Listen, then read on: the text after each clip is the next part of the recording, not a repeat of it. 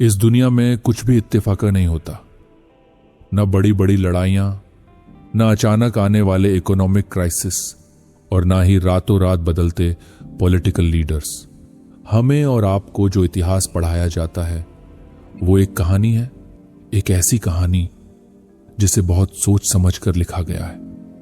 लेकिन हर कहानी के पीछे एक सच होता है, एक ऐसा सच जिसे पर्दे के पीछे छिपा दिया गया है।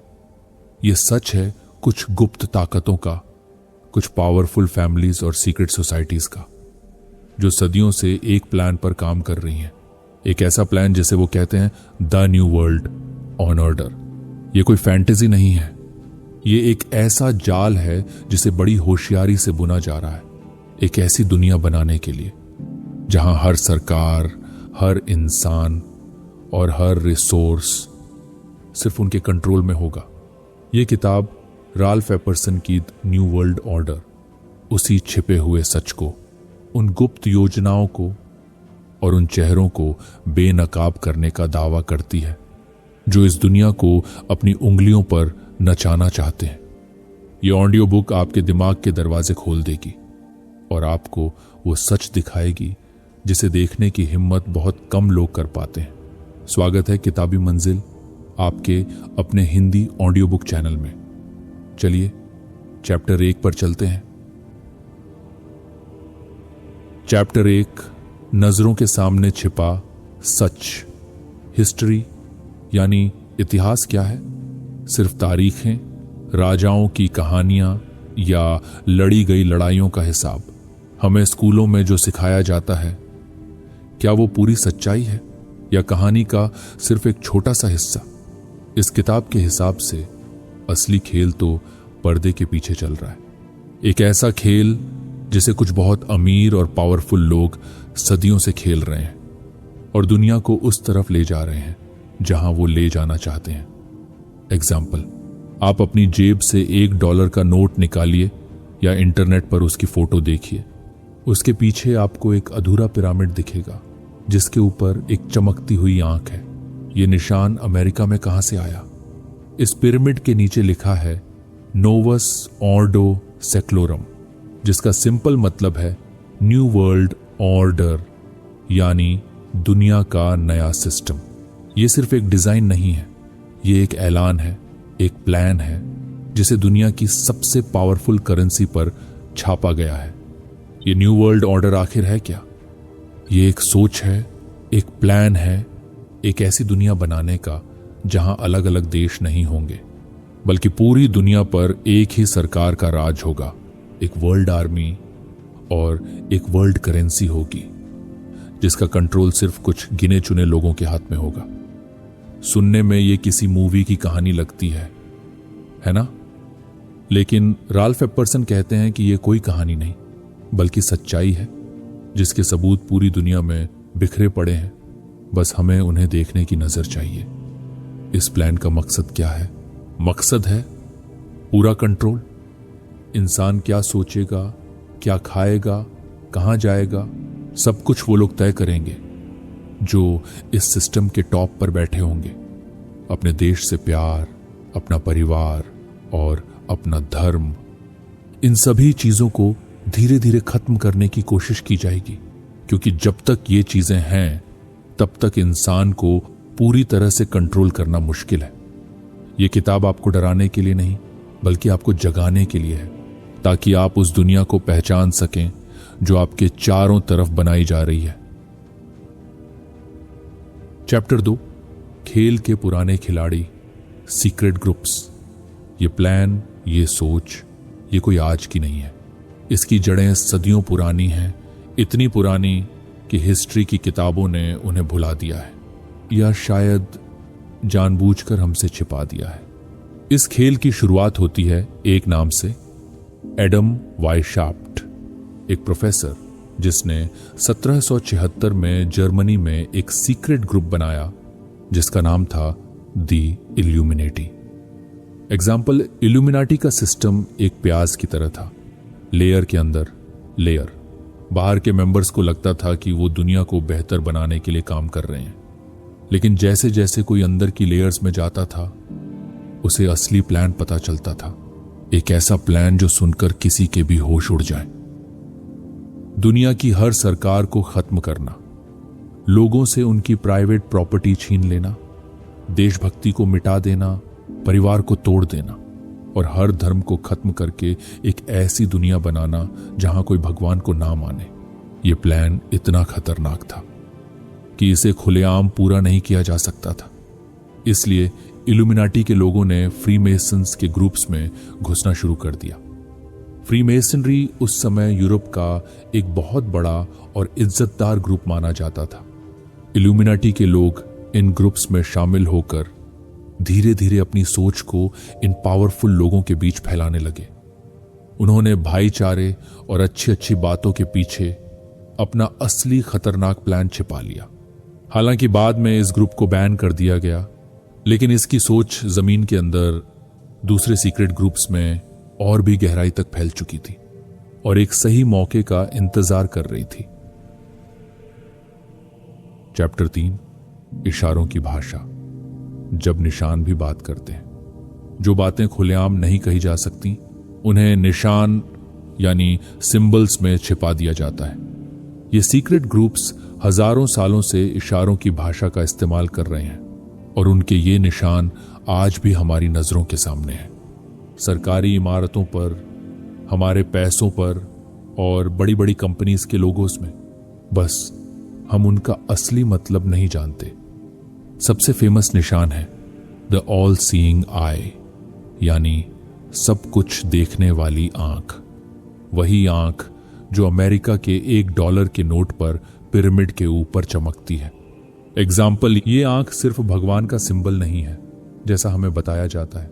सीक्रेट ग्रुप्स में इसका मतलब है कुछ ज्ञानी लोगों का ग्रुप जो ऊपर बैठकर हम सब आम लोगों पर नजर रखे हुए हैं। पिरामिड का अधूरा होना यह दिखाता है कि उनका काम अभी पूरा नहीं हुआ है। न्यू वर्ल्ड ऑर्डर का प्लान अभी भी चल रहा है और जिस दिन यह पूरा हो जाएगा उस दिन पिरामिड के ऊपर रखी आंख नीचे के ढांचे से जुड़ जाएगी और उनका राज शुरू हो जाएगा। एक और निशान है ओबेलिस्क, एक ऊंचा पत्थर का खंभा। यह आपको दुनिया की 3 सबसे पावरफुल जगहों पर खड़ा मिलेगा। एक लंदन में, दूसरा वॉशिंगटन डीसी में और तीसरा वेटिकन सिटी में। लंदन दुनिया का फाइनेंशियल सेंटर है, वॉशिंगटन मिलिट्री सेंटर और वेटिकन रिलीजियस सेंटर। क्या यह सिर्फ एक कोइंसिडेंस है या ये उन ताकतों का साइलेंट मैसेज है जो दुनिया के पैसे, मिलिट्री और धर्म तीनों को कंट्रोल करती हैं? ये दीवारें बोलती हैं, ये नोट इशारे करते हैं, ये शहर चीख चीख कर अपना सच बताते हैं। बस हमें उनकी भाषा सीखने की जरूरत है। चैप्टर 4, मुश्किल का हथियार। प्रॉब्लम खड़ी करो, सॉल्यूशन बेचो। आप किसी आजाद इंसान को अपना गुलाम कैसे बना सकते हैं? उसे डराकर। आप किसी देश से उसकी फैसले लेने की ताकत कैसे छीन सकते हैं? उसे एक ऐसी मुश्किल में डालकर जिससे वो अकेला बाहर ना निकल सके। न्यू वर्ल्ड ऑर्डर को बनाने वालों का सबसे बड़ा हथियार यही है, समस्या खड़ी करना, माहौल खराब करना। वो एक सिंपल फॉर्मूला पर काम करते हैं, प्रॉब्लम, रिएक्शन, सॉल्यूशन। यानी पहले एक प्रॉब्लम खड़ी करो, फिर लोगों के रिएक्शन का इंतजार करो और आखिर में वो सॉल्यूशन पेश करो जो तुम हमेशा से लागू करना चाहते थे। एग्जाम्पल, सोचिए किसी देश की इकॉनमी अचानक डूबने लगती है, लोगों की नौकरियां जा रही हैं। यह है प्रॉब्लम जिसे शायद जानबूझकर पैदा किया गया हो। लोगों का रिएक्शन क्या होगा? डर, गुस्सा और सरकार से मदद की मांग। वो कहेंगे कुछ भी करो पर हमें बचाओ। अब आएगा सॉल्यूशन। एक नया इंटरनेशनल बैंक बनाया जाएगा जो उस देश को लोन देगा, लेकिन बदले में ऐसी शर्तें रखेगा जिससे उस देश की आजादी धीरे धीरे खत्म हो जाएगी। लोगों को लगेगा कि उन्हें बचा लिया गया, लेकिन असल में उन्हें एक बड़े जाल में फंसा लिया गया है। पहली विश्व युद्ध के बाद यही हुआ था। प्रॉब्लम थी एक भयानक जंग, रिएक्शन था लोगों में डर और शांति की मांग। सॉल्यूशन के तौर पर बनाया गया द लीग ऑफ नेशंस, मकसद था एक वर्ल्ड गवर्नमेंट की तरफ पहला कदम बढ़ाना। जब वो फेल हो गया तो उन्होंने दूसरी विश्व युद्ध होने दिया ताकि उसके बाद और भी ज्यादा डरे हुए लोगों को यूनाइटेड नेशंस का सॉल्यूशन बेचा जा सके, जो पहले वाले से ज्यादा पावरफुल था।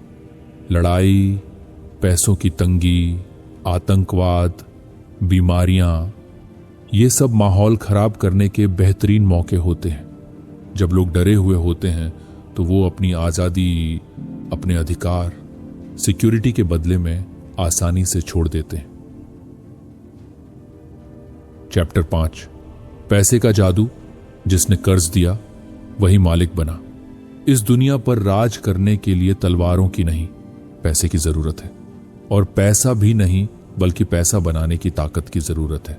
अगर आप किसी देश में पैसा छापने की मशीन को कंट्रोल करते हैं तो आपको इस बात से कोई फर्क नहीं पड़ता कि वहां कानून कौन बना रहा है।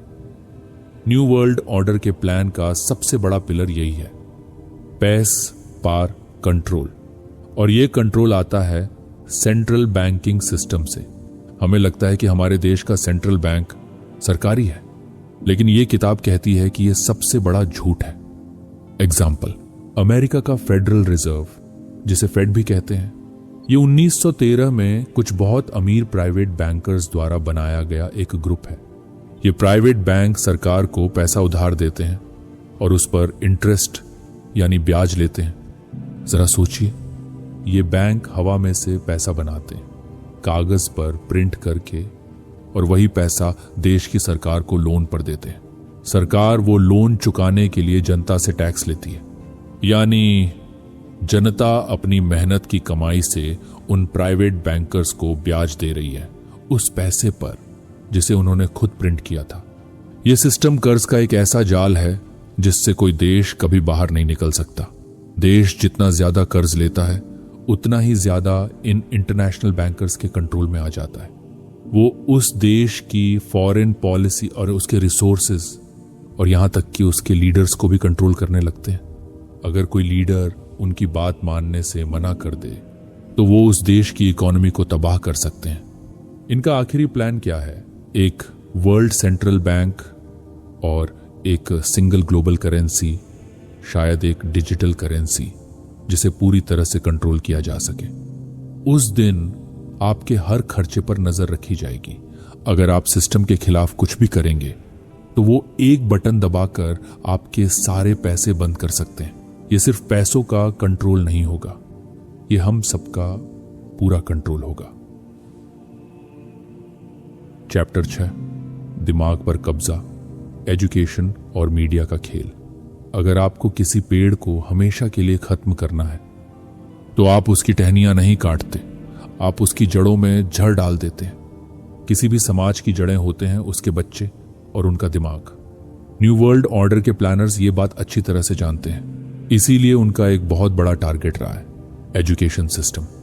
वो ऐसा सिस्टम बनाना चाहते थे जो सोचने और सवाल पूछने वाले इंसान नहीं बल्कि सिर्फ हुक्म मानने वाले अच्छे कर्मचारी पैदा करे। एग्जाम्पल, जॉन डी रॉकफेलर, जो अमेरिका के सबसे अमीर लोगों में से एक थे, उन्होंने एजुकेशन में बहुत पैसा लगाया। देखने में ये एक बहुत अच्छा काम लगता था, लेकिन उनका असली मकसद था अमेरिकन एजुकेशन सिस्टम पर कंट्रोल करना। उन्होंने स्कूल में ऐसी पढ़ाई को बढ़ावा दिया जिसमें हिस्ट्री को बदलकर पेश किया गया, जिसमें देशभक्ति और आजादी के असली मतलब को कमजोर कर दिया गया, और जिसमें बच्चों को सिखाया गया कि वो अकेले कुछ नहीं है बल्कि एक बड़ी भीड़ का हिस्सा है जिसे सरकार कंट्रोल करती है। मीडिया यानी अखबार, टीवी और अब सोशल मीडिया, ये दिमाग पर कब्जा करने का दूसरा सबसे बड़ा हथियार है। जब कुछ गिनी चुनी कंपनीज दुनिया के ज्यादातर मीडिया को कंट्रोल करती हैं तो वो ये तय कर सकती हैं कि आप क्या देखेंगे, क्या सुनेंगे और क्या सोचेंगे। वो जिसे चाहें हीरो बना सकती है और जिसे चाहें विलेन। वो असली मुद्दों से आपका ध्यान भटकाकर आपको एंटरटेनमेंट और फालतू की बहसों में उलझाए रख सकती है। धीरे धीरे झूठ को इतनी बार दोहराया जाता है कि वो सच लगने लगता है और सच बोलने वाले को पागल कहकर चुप करा दिया जाता है। ये एक दिमागी लादाई है जो हमारे लिविंग रूम में हमारे फोन पर हर रोज लड़ी जा रही है। चैप्टर 7, एक विश्व सरकार की ओर, यूनाइटेड नेशंस का सच। यूनाइटेड नेशंस, जब हम ये नाम सुनते हैं तो क्या सोचते हैं? शांति, ह्यूमन राइट्स, देशों के बीच दोस्ती, एक ऐसी ऑर्गेनाइजेशन जो दुनिया को बेहतर बनाने के लिए काम कर रही है। लेकिन इस किताब के मुताबिक यूनाइटेड नेशंस की अच्छी इमेज के पीछे एक बहुत खतरनाक प्लान छिपा हुआ है। ये न्यू वर्ल्ड ऑर्डर का सबसे जरूरी पॉलिटिकल टूल है। इसे वर्ल्ड पीस के नाम पर बनाया गया था, लेकिन इसका असली मकसद है धीरे धीरे हर देश की आजादी और अपने फैसले लेने की ताकत को खत्म कर देना और सारी पावर अपने हाथों में ले लेना। एग्जाम्पल, यूएन की एक ब्रांच है यूनेस्को। इसका काम एजुकेशन और कल्चर को बढ़ावा देना बताया जाता है, लेकिन इसके पहले डायरेक्टर जनरल ने साफ साफ लिखा था यूनेस्को का असली काम है वर्ल्ड पॉलिटिकल यूनिटी को बढ़ावा देना। हमें बच्चों के दिमाग से नेशनलिस्ट एजुकेशन यानी देशभक्ति वाली पढ़ाई हटाकर वर्ल्ड सिटीजनशिप यानी विश्व नागरिकता की भावना डालनी होगी। यानी अपने देश से पहले दुनिया के बारे में सोचो, और उस दुनिया का लीडर कौन होगा? United Nations. ये एक ऐसा धीमा जहर है जो देशभक्ति को धीरे धीरे खत्म कर देता है। यूएन के पास अपनी शांति बनाए रखने की ताकत है, जो एक वर्ल्ड आर्मी की तरफ पहला कदम है। यह अंतर्राष्ट्रीय कानून बनाता है जो मेंबर देशों को मानने पड़ते हैं, भले ही वो कानून उस देश के लोगों के हित में ना हो। एनवायरनमेंट के नाम पर यह देशों के रिसोर्सेज पर कंट्रोल करने की कोशिश करता है। ह्यूमन राइट्स के नाम पर यह देशों के अंदरूनी मामलों में दखल देता है। हर मुश्किल को, चाहे वो क्लाइमेट चेंज हो, बीमारी हो या पैसों की तंगी, यूएन उसे एक मौके की तरह इस्तेमाल करता है और ज्यादा पावर और कंट्रोल मांगने के लिए। यूनाइटेड नेशंस एक भेड़ की खाल में भेड़िया है जो दुनिया को बचाने के नाम पर उसे निगल जाने की तैयारी कर रहा है। चैप्टर 8, इंसानियत का नया धर्म, एनवायरनमेंट और पृथ्वी पूजा। धर्म सदियों से इंसानी समाज का एक बहुत मजबूत हिस्सा रहा है। न्यू वर्ल्ड ऑर्डर के प्लानर्स जानते हैं कि जब तक लोगों की आस्था अपने अपने धर्म में रहेगी, उन्हें पूरी तरह से कंट्रोल करना मुश्किल होगा। इसलिए उनका एक बहुत बड़ा प्लान है पुराने धर्मों को कमजोर करना और उनकी जगह एक नया ग्लोबल रिलीजन लाना। एक ऐसा धर्म जो किसी भगवान पर नहीं बल्कि पृथ्वी यानी प्लैनेट अर्थ पर बेस्ड होगा। इसे एनवायरमेंटलिज्म यानी पर्यावरण को बचाने का आंदोलन नाम दिया गया है। एग्जाम्पल, 1992 में यूएन ने एक बहुत बड़ी अर्थ समिट की थी। वहां एक डॉक्यूमेंट पेश किया गया जिसका नाम था द अर्थ चार्टर। ये एक धार्मिक किताब की तरह लिखा गया है, जिसमें कहा गया है कि इंसान पृथ्वी के लिए एक कैंसर की तरह है और हमें पृथ्वी को बचाने के लिए अपनी आजादी और जीने का तरीका बदलना होगा। ये सब एक नए धर्म की रस्में हैं जिसमें भगवान की जगह मदर अर्थ ने ले ली है और अब ज्यादा पोल्यूशन फैलाना ही सबसे बड़ा पाप है। एनवायरनमेंट की रक्षा करना एक अच्छी बात है, लेकिन इस आंदोलन को एक हथियार की तरह इस्तेमाल किया जा रहा है। क्लाइमेट चेंज के डर को दिखाकर वो हम पर ज्यादा टैक्स लगाना चाहते हैं, हमारी एनर्जी के इस्तेमाल को कंट्रोल करना चाहते हैं और हमारी प्राइवेट प्रॉपर्टी का अधिकार छीनना चाहते हैं। वो कहते हैं कि जमीन किसी इंसान की नहीं बल्कि सबकी है, और सब का मतलब है यूएन जैसी कोई ग्लोबल बॉडी।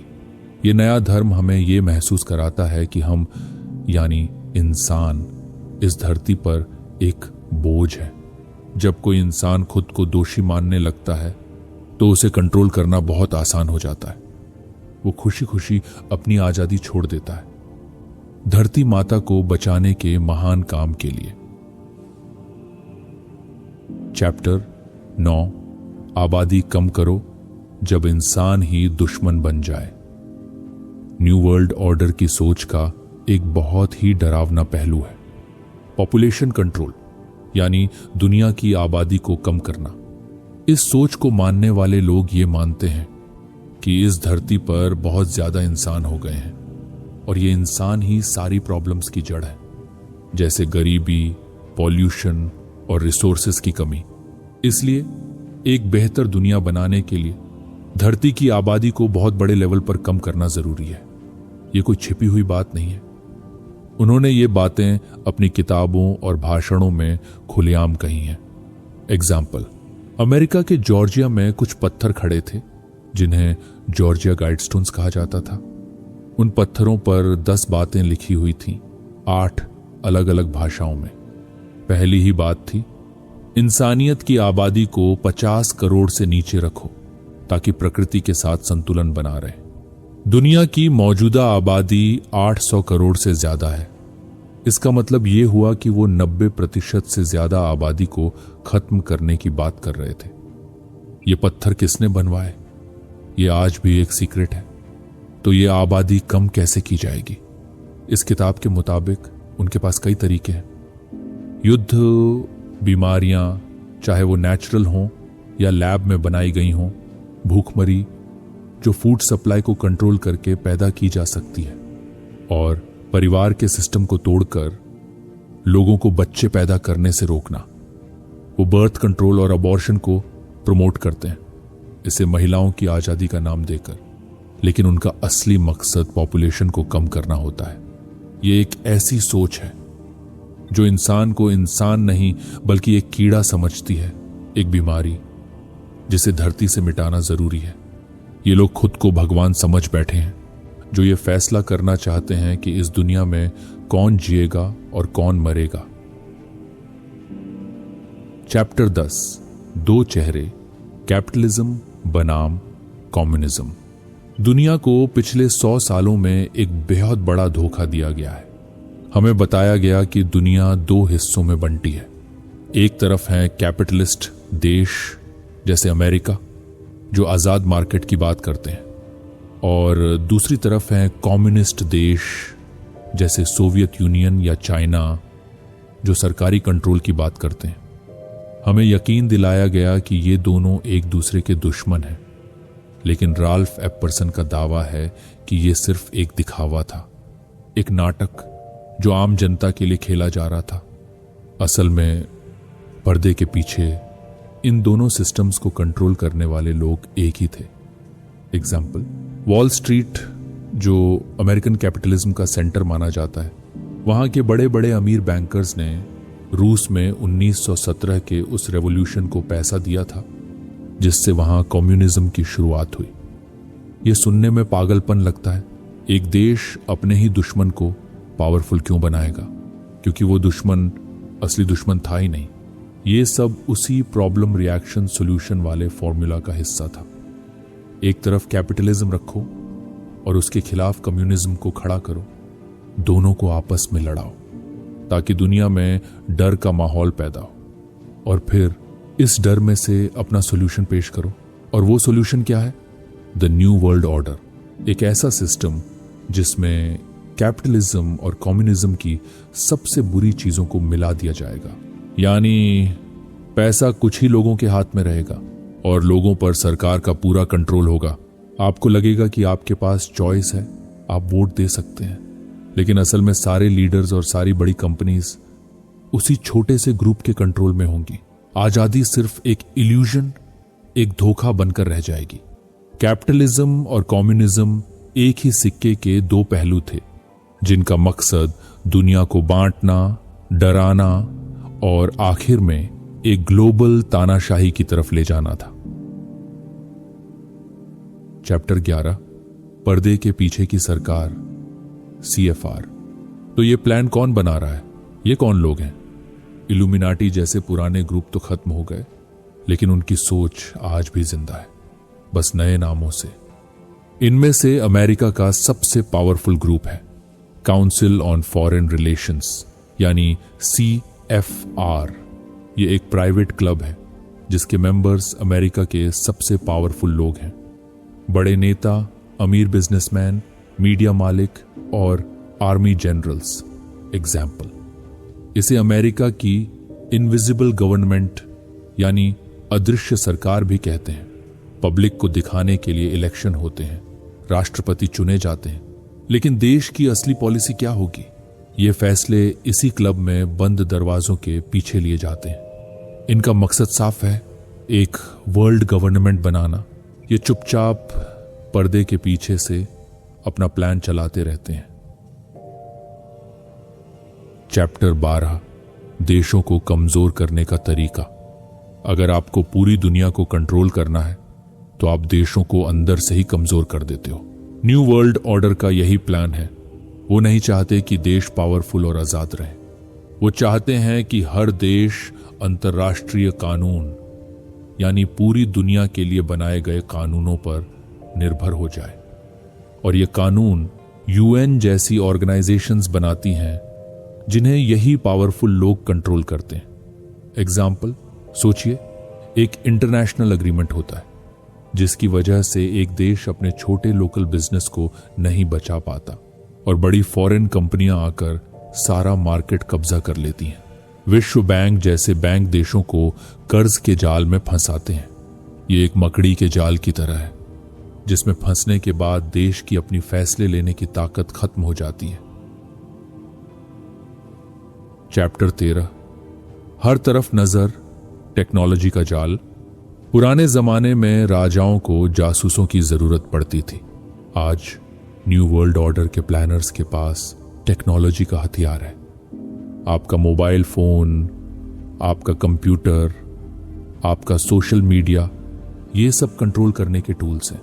टेक्नोलॉजी जिसे हमारी जिंदगी को आसान बनाने के लिए लाया गया था, वही अब गुलामी का सबसे बड़ा जरिया बन रही है। एग्जाम्पल, आपका फोन आपकी बातें सुनता है ताकि आपको एड्स दिखा सके। आपकी हर ऑनलाइन एक्टिविटी को रिकॉर्ड किया जा रहा है ताकि आपकी एक डिजिटल प्रोफाइल बनाई जा सके।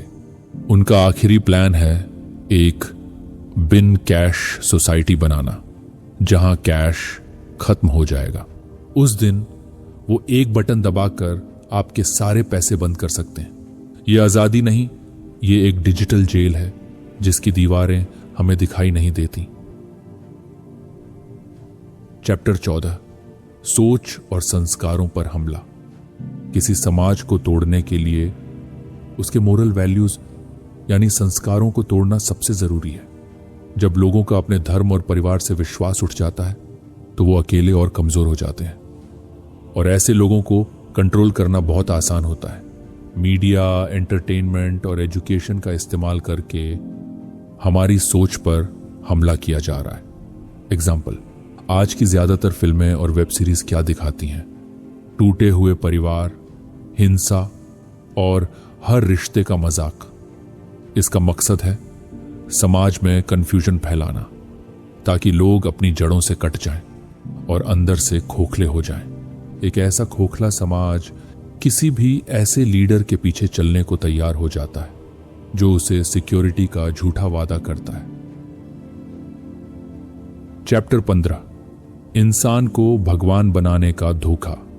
न्यू वर्ल्ड ऑर्डर का प्लान सिर्फ दुनिया पर पॉलिटिकल या फाइनेंशियल कंट्रोल करना नहीं है, बल्कि ये इंसान की आत्मा पर कंट्रोल करना चाहते हैं। इसके लिए वो एक नया स्पिरिचुअल मूवमेंट, एक नई सोच फैला रहे हैं जिसे न्यू एज मूवमेंट कहा जाता है। ये सोच कहती है तुम खुद ही भगवान हो। ये सुनने में बहुत अच्छा लगता है, पावरफुल फील कराता है, लेकिन ये एक बहुत बड़ा जाल है।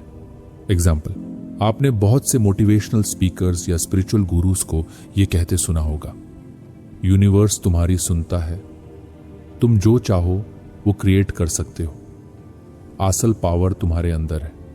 ये न्यू एज की ही टीचिंग है। ये धीरे धीरे आपको ट्रेडिशनल भगवान यानी ईश्वर, अल्लाह या गॉड से दूर कर देती है और आपको अपनी ही पूजा करना सिखाती है। जब इंसान खुद को ही भगवान समझने लगता है तो वो सही और गलत का फैसला भी खुद ही करने लगता है और उसे कंट्रोल करना आसान हो जाता है। ये प्लान इंसान को आजाद करने के लिए नहीं, बल्कि उसे अकेला और घमंडी बनाने के लिए है।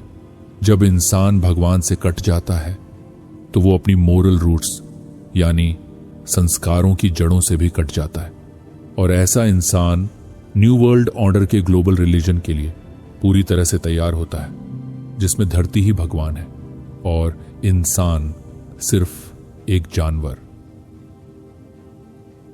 चैप्टर 16 आखिरी मंजिल, एक दुनिया, एक लीडर। ये सारा कंट्रोल, ये सारा प्लान, ये सारी सीक्रेट सोसाइटीज, इन सब का आखिरी मकसद क्या है?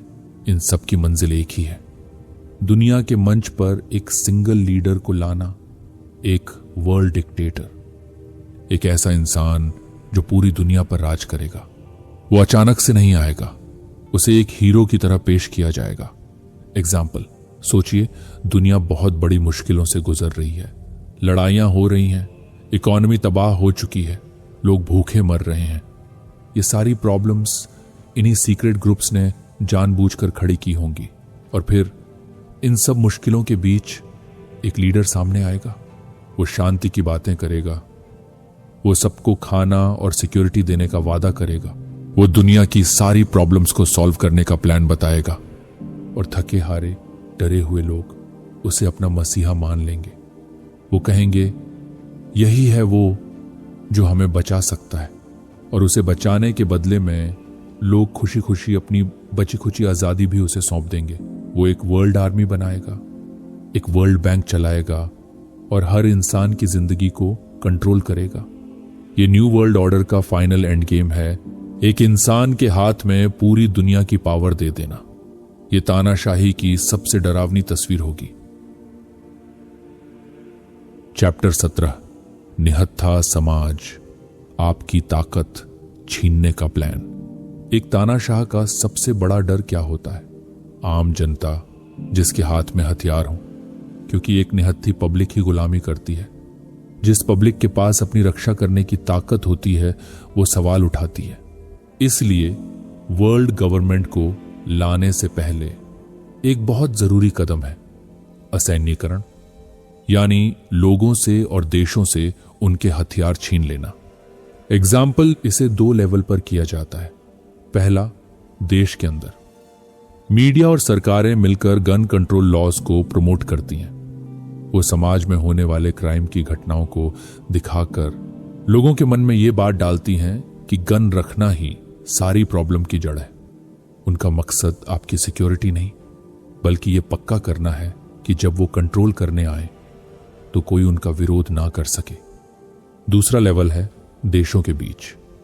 यूएन जैसी संस्थाएं न्यूक्लियर डिसआर्मेंट यानी एटम बॉम्ब खत्म करने की बात करती हैं, जो सुनने में बहुत अच्छा लगता है, लेकिन उनका असली प्लान है कि देश अपनी आर्मी को कमजोर कर दें और अपनी सुरक्षा के लिए एक वर्ल्ड आर्मी पर निर्भर हो जाए। और उस वर्ल्ड आर्मी का कंट्रोल किसके हाथ में होगा? यूएन के, यानी उन्हीं सीक्रेट ग्रुप्स के। एक निहत्था इंसान, एक निहत्था देश कभी भी आजाद नहीं रह सकता। वो हमेशा उस ताकत पर निर्भर रहेगा जिसके हाथ में हथियार है। ये सिक्योरिटी के नाम पर आपसे आपकी सेल्फ डिफेंस की ताकत छीनने का प्लान है। चैप्टर 18 अंधेरे से उजाले की ओर, सच को पहचानो।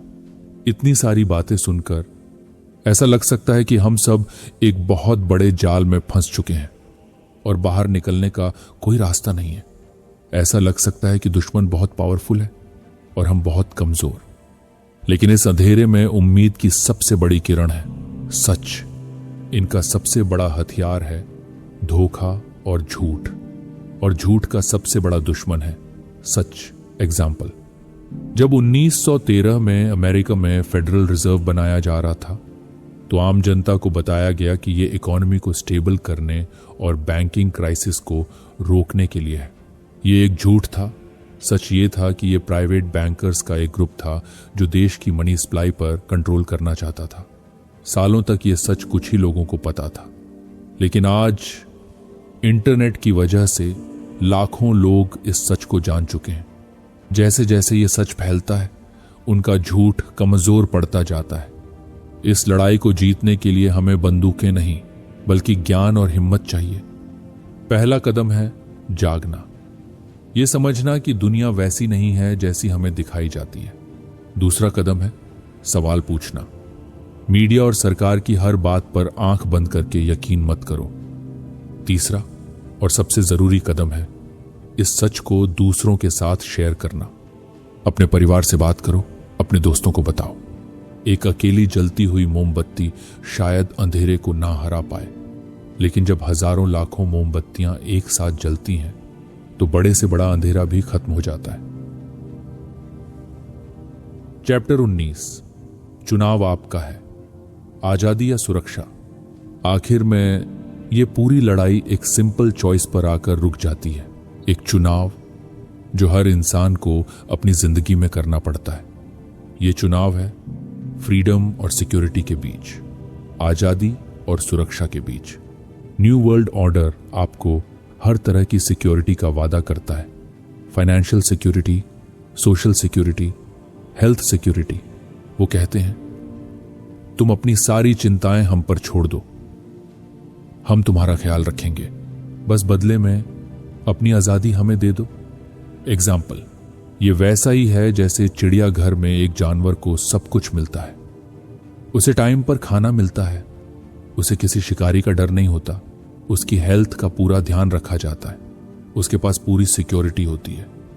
लेकिन उसके पास एक चीज नहीं होती, आजादी। वो उड़ नहीं सकता, वो अपनी मर्जी से जी नहीं सकता। जंगल में रहने वाले जानवर के पास आजादी होती है, लेकिन वहां रिस्क भी होता है। उसे अपना खाना खुद ढूंढना पड़ता है, उसे शिकारियों से खुद को बचाना पड़ता है। न्यू वर्ल्ड ऑर्डर हमें चिड़ियाघर का जानवर बनाना चाहता है। वो चाहते हैं कि हम रिस्क फ्री, टेंशन फ्री और आजादी फ्री जिंदगी जिए। लेकिन इंसान की आत्मा आजादी के लिए बनी है। बिना आजादी के जिंदगी सिर्फ सांस लेना है, जीना नहीं। तो चुनाव आपको करना है। क्या आपको सोने के पिंजरे में सिक्योरिटी चाहिए या खुले आसमान में रिस्क भरी आजादी? आपका जवाब ही दुनिया का फ्यूचर तय करेगा। चैप्टर 20, एक नई सुबह का इंतजार। यह किताब द न्यू वर्ल्ड ऑर्डर आपको डराने के लिए नहीं लिखी गई है। यह आपको जगाने के लिए एक अलार्म क्लॉक की तरह है। यह बताने के लिए है कि जिस दुनिया में हम जी रहे हैं वो एक सोची समझी स्क्रिप्ट का हिस्सा है। लेकिन हर स्क्रिप्ट को बदला जा सकता है, हर खेल को पलटा जा सकता है अगर खिलाड़ी जाग जाए। हम और आप ही वो खिलाड़ी हैं। एग्जाम्पल, जब किसी इंसान को पता चलता है कि उसे कोई बीमारी है तो वो निराश हो सकता है या वो उस बीमारी से लड़ने का फैसला कर सकता है। ये किताब हमें यही बता रही है कि हमारी सोसाइटी बीमार है, उसे कंट्रोल और गुलामी की बीमारी लग चुकी है। अब फैसला हमारा है। क्या हम इस बीमारी को अपनी किस्मत मानकर बैठ जाएं या हम सच को जानकर इस बीमारी का इलाज ढूंढने की कोशिश करें? ये मत सोचिए कि आप अकेले क्या कर सकते हैं।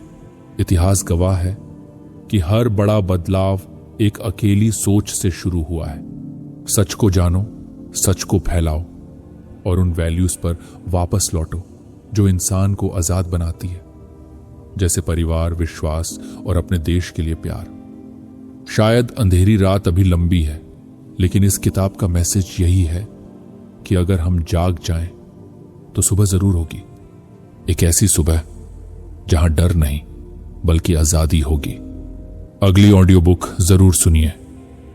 द प्रिंस आई बटन और एंड स्क्रीन में उपलब्ध है। धन्यवाद कि आपने किताबी मंजिल के इस सफर में साथ दिया।